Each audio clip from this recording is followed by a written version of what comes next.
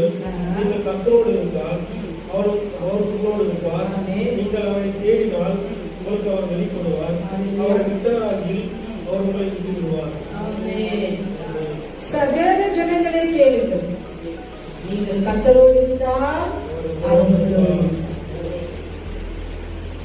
நீங்க அவரை தேடினா அவர் என்ன பண்ணுவாரா? வெளிப்படுவார். அவரை நீங்க விட்டுட்டீங்கன்னா அவரும் கண்டிப்பா உங்களை விட்டுருவார்.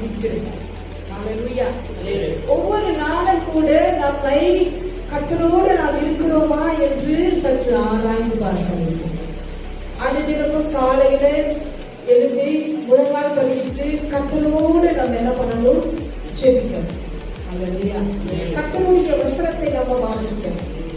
கர்த்தருடைய சமூகத்தை நாம நாடணும்.